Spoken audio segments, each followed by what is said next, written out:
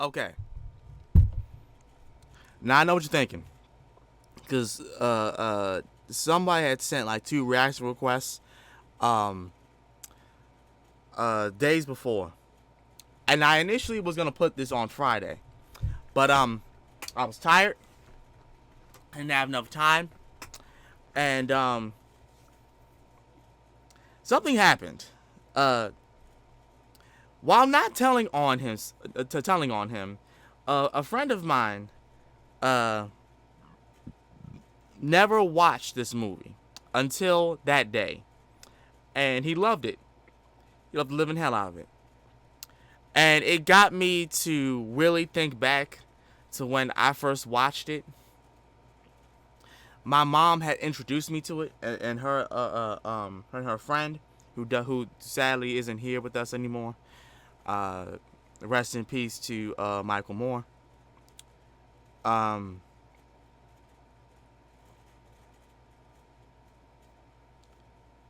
I grew up with this movie. I love this movie. It was almost every month or a few months we was watching this movie.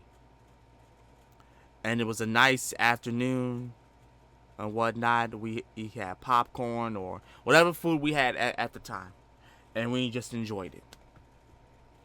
We enjoyed it. This was a good memory for me. This movie represents a good memory. And I still love it to this day. And I'm happy to find out that the Nostalgia Critic finally did a review about The Fifth Element. Now, whether or not he enjoys it, it doesn't matter to me. The fact that he did this, talking about it, because it needs to be talked about. It deserves to be highlighted. Because this is a movie that I hope will stay the same way it is for a very long time. And there's no talks about a reboot or a remade being done. I hope not. So with that being said, let's do this. The Fifth Element by the Nostalgia Critic. Okay? This episode brought to you by Stamps.com. Why go to the store to get stamps when you can have them printed right at home for your convenience? Also brought to you by ExpressVPN, the best VPN there is. Take back your online privacy today.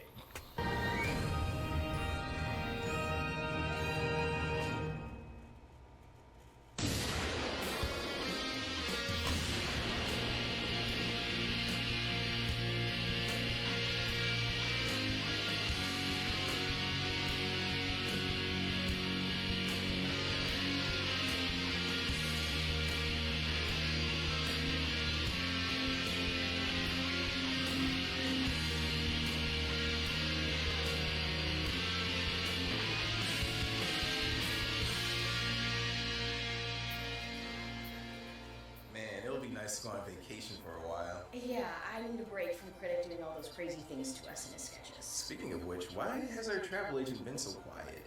Sorry. I love turning around with a dramatic reveal. Shit, we're in a sketch! I should have known that with it being in the Channel Awesome studio. Wait a minute, Tamara. Maybe the Critic's travel agent Zorg has some good vacations. How did you say that like it was a normal thing? You know, you really should listen to Mr. Right. You know who we are, Critic. For we specialize in nostalgic future vacation spots. Nostalgic future? Don't ask him, it's gonna be a bit. We take customers to the futures past decades all we get. For example, are you nostalgic for the 90s? Is he supposed to sound like Holly Hunter? Yes, we are. I can't believe you did this to his hair. We're gonna happen. Come on, Tamara, that sounds like fun. Well, I guess I do have fond memories of the 90s. No. How did he even find us the right thing to do that with? How did he even get that to work? That is Dude, here's a future from 12 Monkeys. This sucks!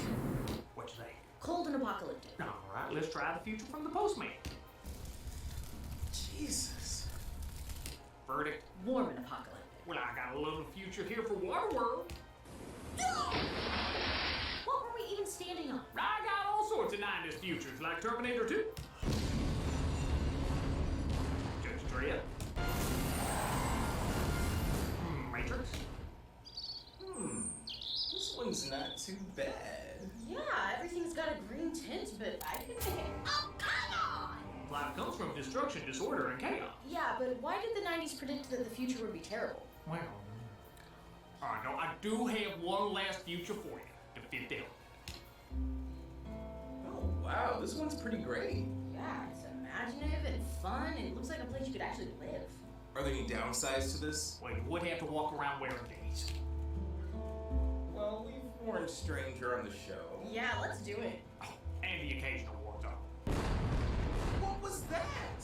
I know this music. Let's change the beat. Hey! You're a monster! I know. Yes, the 90s sure did love their anti-authority. But Yeah. Parents, teachers, or society as a whole, they love to encourage you to not conform. Just like everyone else. Bubble tape is not part of a well-balanced diet. What a joy to have him in our family journey. Sci-fi futures were the same. Most 90s movies set in the future had a dark, bleak, menacing world that had to be fought against. But one of the few futures that broke the mold was 1997's Fifth Element.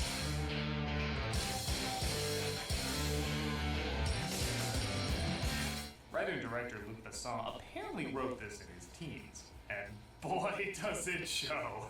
This is a goofy, action-packed, totally all over the place flick that most people didn't know how to respond to when it first came out. Even today, it's a little hard to categorize it. It takes itself too seriously to be a comedy, yet too lightly to be a drama. It's too cliche to be artsy, yet too strange to be average. Doesn't have enough commentary to be deep, yet is too abstract to be mindless action. All of that in the long run weirdly worked in its favor, as years later, people like that it's hard to describe exactly what it is. What they remember the most about it, though, is the future. Mixing CG, puppets, models, and giving amazing detail to its designs, from the clothes to the pamphlets. They had the letters cross over like a graphic designer would. They didn't need to do that, but they did that. It's one of the most livable futures ever put on screen. We've only seen these kind of futures in animation, like the Jetsons or Futurama. So to see so much money put into it on such a grand scale truly was mind-blowing. Over 25 years later, we're going to revisit this unique future and see why, on its own strange terms, it created something we've heard a million times but have never quite seen in this way. So, we're here at the Multipass. This is the Fifth Element. So it reinforces what I said earlier about being tonally all over the place right from the start. This is a movie with screaming DJs, singing Smurfs, and women wrapped in lasagna, yet it starts off like a Ridley Scott horror flick. Good one. Oh, I guess there is only one. We open in Egypt because everything in the 90s opened in Egypt, where a professor is making a huge discovery. This meme. Aziz, life! I don't have time to list all the ways the internet used this, so here's my top 5. Oh my gosh. Tries to stop the discovery, but it's too late, as teenage golden Pokemon turtles from another planet arrive. Are you German? France, we are from France. They reveal a secret room where ancient stones and the Fifth Element are kept, and need to be moved. War is coming. Stones not safe on Earth anymore. Given its history, Earth was a weird place to keep it anyway. They kill the professor, but when Perry's 3 minutes on screen tries to fight him off. Put the gun. No! So I guess I'm dead? I don't know. I'm not the rest of the movie, but God help you if I'm not before the title! Pass your knowledge to the next priest. Cantor Tortoise tells him to pass on his knowledge as we cut to 300 years later, where an unknown entity is discovered. Hey, who bit off the end of the Star Destroyer? That's the best part. We're in position, Mr. President. So, what you said is you don't know what this is. Well, I guess I can't say anymore this is the dumbest president I've seen. He's still impressively stupid. He's played by a fun actor, too, the late Tom Lister Jr. I actually really like when he pops up in something. But the way he's written is like a complete dumbass. He never seems to know what's going on. What you said is you don't know what this is, and what you're telling me, Father, there's nothing that can stop. Why the hell was it eating up all the cells? Do you have any idea what's happening? But doesn't want radio away. What do you mean it's advanced? What do you mean? Hello? Hello? Hello? Who's that guy? What did that guy say when I said who's that guy? Nobody seems to know what this ball of evil is, except for Father Cornelius, played by Ian Holm. He says the ball of evil is, get this, a ball of evil. It is evil. Absolute evil. Written by a teenager, you say? The president tells the army not to shoot, but this is another movie military that goes back to orders. I have a doubt. I don't, Mr. President. They're consumed by the Pat pellet as we cut to Corbin Dallas, played by Bruce Willis, waking up from the intro and getting to his job as a taxi driver. Ha, error number one, like there'll still be taxis in the future. Ha! Yeah, come on, give it the guys. Ladies and gentlemen, maybe my favorite character in the movie. Don't get me wrong, there's a lot of weirdos in this, but this dude takes the cake. To push that little yellow button to load it. Take your time. He's like Chief Bobcat Goldthwait Marin. I have no idea what his deal is. You don't mind, do you? You could cut him out and miss nothing, but I just love him. What's even this dance he's doing? This guy's amazing. Very nice, Dad. You like it? How did I not replace the dancing baby in the 90s? Humanity is blind. Your old chicken nugget flies in to save the day, but he's taken out by creatures called Mangalores.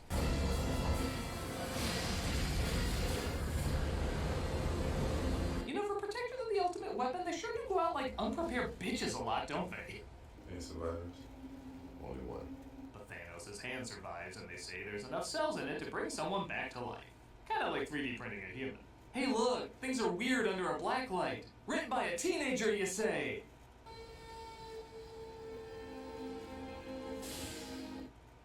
Written by a teenager, you say? Apparently, this is the fifth element, played by Mila Jovovich, the supreme being with perfect cells. I won't fight you on that. But I never followed if she was a turtle before, or a statue before, or how this worked. The compositional elements of his DNA chain are the same as ours. There's simply more of them, tightly packed with infinite genetic knowledge. If she was a turtle, was she like the perfect turtle? If she was a statue, was she like the perfect statue? I don't know. The scream on the floating thing from Star Trek 4 doesn't look perfect to me. I could take a few pictures.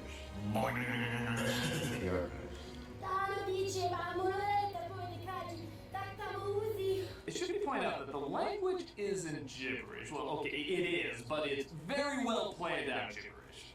Jovovich and Basson worked it out and even made a small dictionary for it. I like too that they didn't give her subtitles and let her other forms of communication come through with the character, allowing us to also admire this language that sounds like backwards meepos.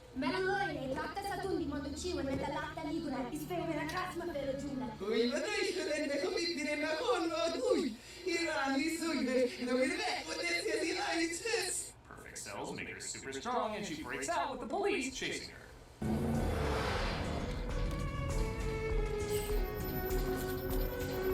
Got her mugshot and her cologne ad ready to go.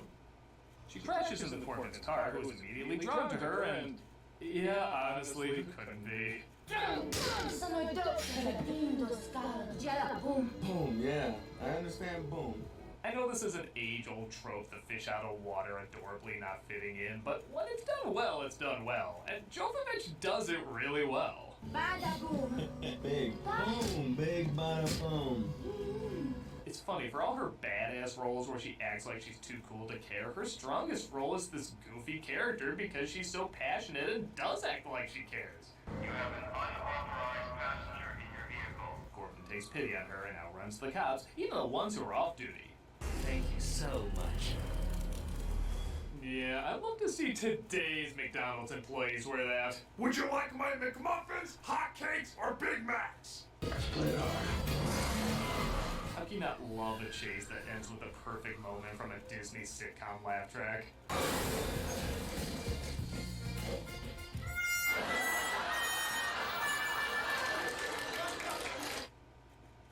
She passes out. Yeah, get used to that. But she mentions Cornelius, who puts together who she is and tries to prepare for when she wakes up. Dallas perfectly doesn't wait. Written by a teenager, you say? A French teenager. He's put in his place before he's put it in her place. And yeah, man, I love to see what the translation says here. Hey, yo. He's Not Elon surprisingly Musk. Kicked out when the Fifth Element, who we find out is named Lilu, says that the case with the stones was stolen by a businessman named Zord, played by Gary Oldman. Never be ashamed of who you are. You are rich. should be proud. A testament to this guy's performance as he agreed to this film without reading the script because Besson helped him finance a movie he directed. Really? But he says he can't stand this flick, but you would never know that from the performance he gives. It looks like he's having a ball. Oh. My friend is gonna love that. Because he hates this character. And the fact that the actor himself hates this character, that is wow.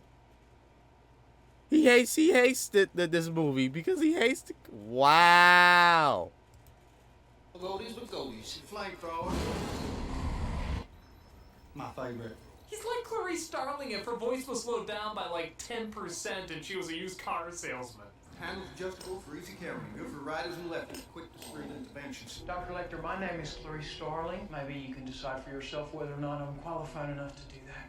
One shot. Sends every following shot to the same location. I also love this gun.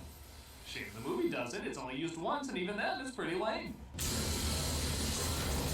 Ooh, the setting just like all other guns in movies. When he discovers the stones aren't in the case, as revealed by this Woody Woodpecker Elmer Fudd hybrid, he leaves them one crate of guns, but doesn't tell them about the little red button at the end of the gun. Oh, did I mention this goofy music is used a lot?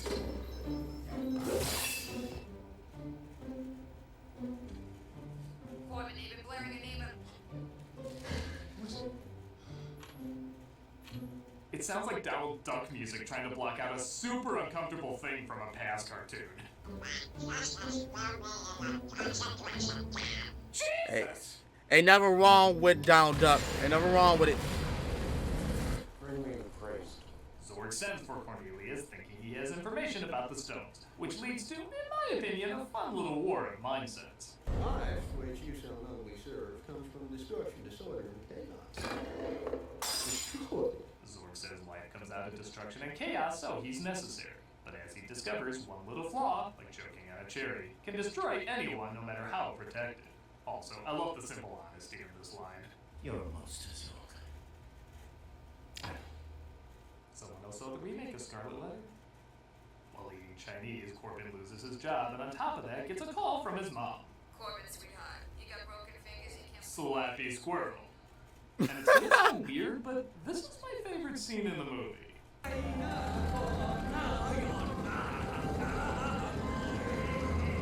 That shot just so feels like a real world to me.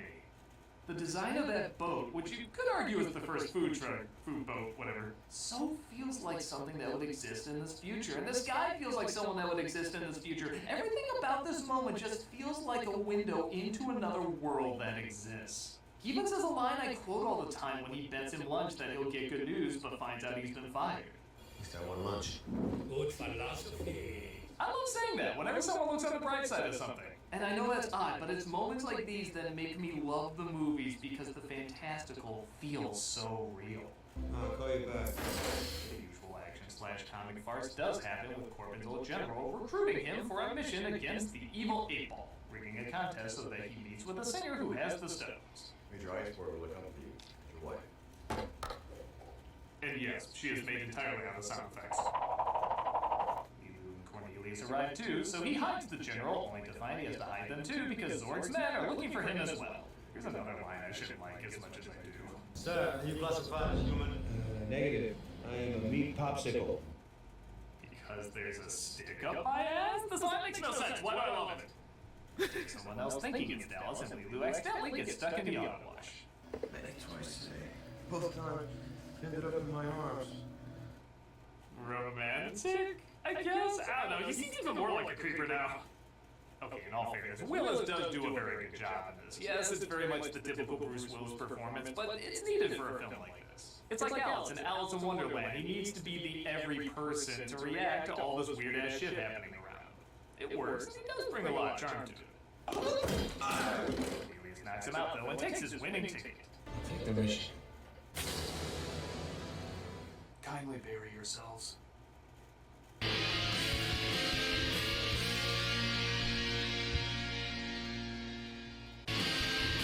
There we go. At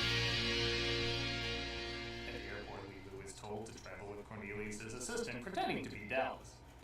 this up just as she's handing over her multipass. And yes, she repeatedly lets you know that's what she's doing. Multipass. Leela, that multi-pass. Sparks happen. Yeah, she knows it's a multi-pass. I won't point out all the memes that have been made from this fight. We'll point out the one that hasn't. This one. Shame on you, Internet. Oh, Mr. Dallas, we really need you right now. He's introduced to the DJ. The contest was based around Ruby Rod. Like I even need to tell you who this was played by. This boy is fused like fire. So stop melting ladies, because the boy is hotter than hot. He's hot. Let me tell you something. And I know somebody's going to disagree when I say this. Chris Tucker, along with Bruce Willis, made this damn movie. Chris Tucker is the reason why I love this movie so much. Because he's unapologetically him, but he's doing it in a different way. This man is great. I love Chris Tucker. Man. And I know he did this out of inspiration from his love for Michael Jackson and him being a freak and everything. I love it. Because I know you can literally just see it how he's portraying himself. Like I love it, man. I love it. I always assumed this was a hybrid of Prince and Michael Jackson, and yeah! Apparently they wanted Prince to play the role. Oh, wow. I have no idea what about his personality would make them think he would say yes to this, but honestly I don't know if that would work because I don't know if he'd be in on the joke. Now Dave Chappelle playing Prince in this role, that I could see working. Freeze those knees, my knees. The curves in the place when he's on the kick of Lost on Paradise. He reminds me of J.K. Simmons in Spider-Man. As a character in this over-the-top, odd world, giving an even more over-the-top, odder performance. Or like Steve Buscemi in Con Air. Just when you think all the weirdness has been introduced, they up the ante halfway through. He also contrasts great with Willis's still and quiet reactions. It was bad. It had nothing, no fire, no energy, no nothing. I just love his look like, did your Cheeto penis hair make contact with me? After they get rid of the Dr. Mario viruses on the ship, they take off with Lilo learning English in seconds from the computer. Hi. I speak English now. Yes. Hello. Again, figured that'd be the first thing she learned, but again, it gave us multipass. So I can't complain. Zork's office. Zork gets a call from the ball, who I guess also goes by Mr. Shadow on the line. What's his other alias, Mr. Woo? And he says he's growing impatient.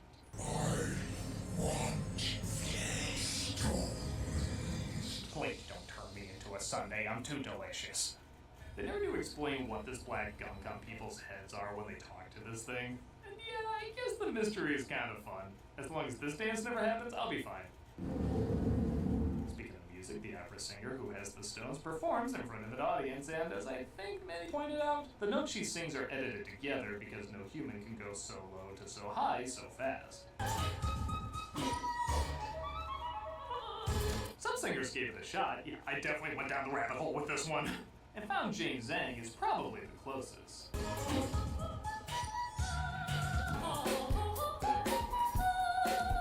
But even her phenomenal talent can't quite do it like the original.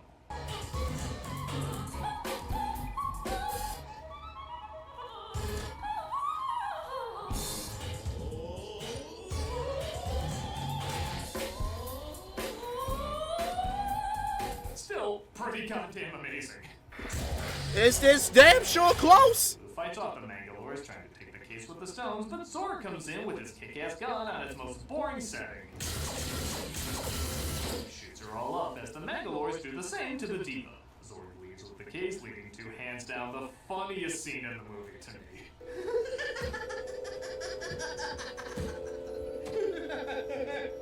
They're not here. How could anyone who made that so funny not love the movie they're That's in? what I'm saying! The Diva tells Dallas, though, that the Stones are in her. In me.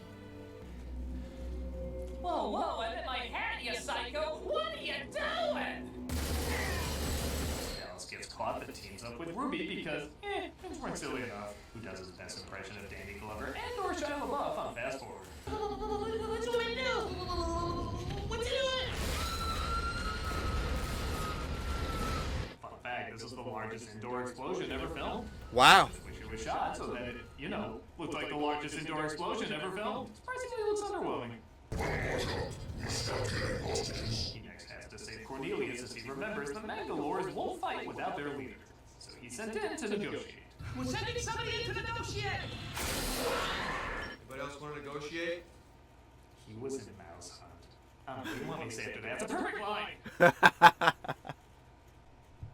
ship is evacuated because there's a bomb on board, resulting in Dallas and Zorg having their final walk past each other. Yeah, this is one of those rare action films where the villain and hero never meet. You know what? Their interactions with everyone else is so good. While it'd be cool to see them interact, it's surprisingly not needed. Are they under? Oh no. Zorg accidentally goes down with the ship, but the bowling ball of doom starts rushing towards Earth. There's a ball of fire heading straight for Earth. We have no idea how to stop it. This is where the movie starts to get a little boring. They, out of nowhere, decide, maybe we should throw in some commentary on humanity sucking and throw in Lilu looking up Earth's violent history, wondering if it's worth saving. Okay, this is something you introduce halfway at the latest, not the last 15 minutes.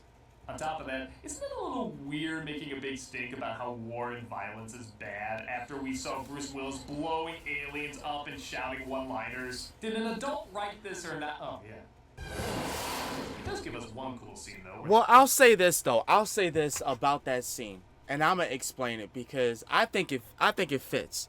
So after she experienced probably getting shot in danger and whatnot, because from a human, even though she's partially human, because she's still learning. You have to understand, she's still learning. She's still learning how to be human. She just learned how to speak.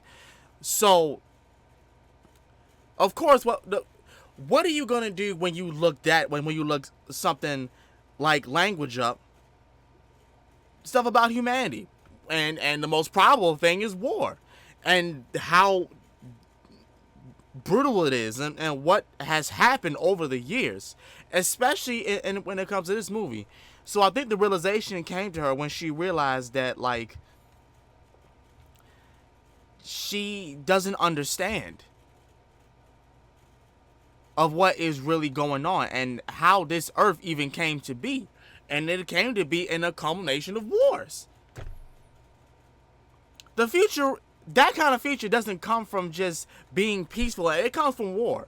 I know that for a fact. Especially in the late 90s, nothing but wars. Nothing but wars, man. So I can definitely understand why she just started to automatically look that up. One, she's scared. She almost died and everything. She literally couldn't move. Corbin had her in his arms. She was literally weak. Like, her mission initially was to just get the stone. So she was confident. She was confident that nothing was gonna stop her. But then, of course, something like a weapon, a gun, was firing at her very poorly. Thank God didn't hit her all the way. She was still bleeding. She was still upset. She was still hurt. She was crying. She wanted somebody to help her. So I can understand how that just happens. I can understand her just automatically looking that up. She's hysterical. She wants to know why that even happened. You know what I'm saying? Like, yeah. But this scene is good too. They have to figure out how to open the stones back in Egypt. Corbin, it moved! Devo Boy is finally useful and figures out the stones have to be open with whatever element they represent. And you know a scene is working when the character says hold your breath, and I legit hold my breath every time. But, like I mentioned, Lilu has to be convinced the world isn't all filled with hate. Yeah, good in humanity, blah, blah, blah. It's the use of saving life when you see it. You do it. Dallas assures her, though, that there are some things that are worth saying.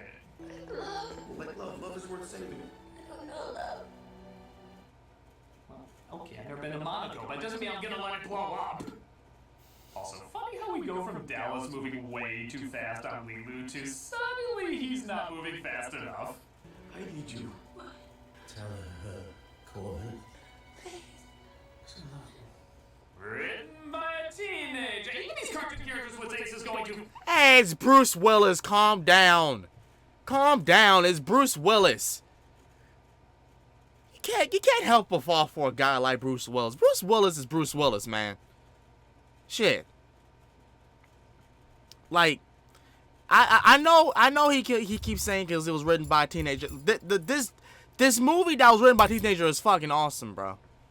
It's awesome. It really is. Because, and the unfortunate thing, he didn't even go in the depths. Well, I know he didn't, because it's all jokes, and I understand that. But, like, the whole premise, and even in the beginning, was the prophecy that the world was going to end by this evil entity that no one can explain. And it's just sitting there in space, getting ready to destroy Earth.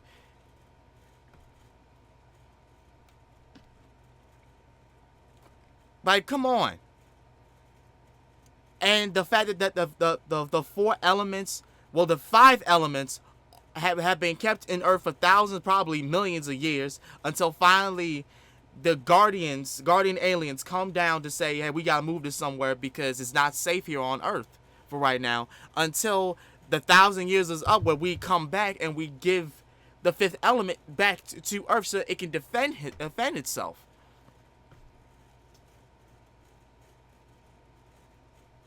Like, and who knows, like, even if, because he doesn't understand that like, how can the 5th element be that hand in the statue at the same time?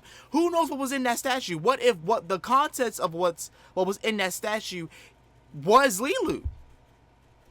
You don't really see it. You just see the whole damn ship blowing up from those aliens that attacked them while coming back to Earth.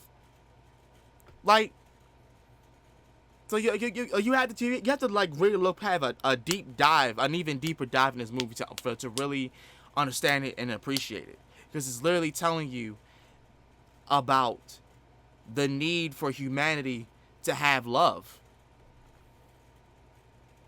and how like a being who's not really human, who was just born, can be loved, can experience love from someone else, and have that be the thing to destroy evil with all the other elements. Now I know somebody's gonna tell me that I'm completely wrong about what the fuck I just said, but hey, that's how I interpret it. That's how I understood it, and I love the movie even more, bro. I do, I really do, despite the fact that it was written by a teenager who apparently wasn't American. Hey. Fast. It of course works, and she uses her 5th elementy powers to stop the ball of evil. Drat, I've been foiled by the power of love! Planet seems to have stopped at 62 miles from impact. Until the next concentrated ball of evil, I guess. The president and his team laugh, unaware they now have another moon that's gonna destroy their tides, but he wants to congratulate our heroes who pick a really weird time and place to bang. They need 5 more minutes. Okay, 1 more minute. And that was the 5th element. I'll admit it's not hard to see why somebody wouldn't like this movie, even some of the people in it, but it grows on me the more time passes. The problems with it are very obvious with its simple writing and cartoony characters, but I don't think it really tries to be anything too deep. Honestly, the weaker moments are when it does try to be about something, and even then, they're pretty short and saved until the end. I know a lot of celebrities use the term popcorn movie when they want to defend a film they're in that they know is bad, but this really is a perfect example of that. It's a fun and silly action flick that uses unique and creative ways to be a fun and silly action flick. What it lacks in intelligence, it makes up for in passion. What it loses in subtlety, it finds in optimism. And what it misses with ideas, it hits with world building. It's not that no thought was put into it, it's just put in places most filmmakers consider secondary, like the environments, costumes, and side characters. I guess it doesn't make it a great film, but still one to admire and enjoy. It's a fantastic film. Flick, but it's a fantastic film. Stupid and stupidly creative, this is the sci-fi flick to check out. So how's your little vacation and how you liking your clothes? You know, I'm not gonna lie. I'm digging these clothes a lot more than I thought. Don't tell me he wore that. Yes, he did. God damn it. But it doesn't feel right. Welcome to being a woman. That's right. Enjoy your time and just ignore that plan of evil racing towards you. Wait, what? Oh, fear of the value of human life in 2 minutes. I don't think we can do that. That's no good. I hate being in these. I know. Wow. Well, aside from what he said, that it's not a great movie. It's a great movie, yo. If you haven't watched The Fifth Element, I encourage it. Yes, it has silly moments. But you gotta understand, this is the late 90s we're talking about. If it didn't have, like, silly, funny moments, it wouldn't be a 90s film. And I'm saying that legit. It wouldn't be a 90s film if it didn't have funny things in it. If you want a serious film, look at the 80s. The 80s had a ton of serious films. And the early 90s had a ton of serious films. The late 90s, a little serious, meaningful, yet funny moments. There you go. There you go. And with that, that is The Fifth Element. But let me know what you guys think about it. What was your take on this movie? If you watched it, if you haven't watched it, please go watch it. Let me know in the comments down below. This has been Master Ryo Sakurai. I will see y'all again next time. I'm out. Peace.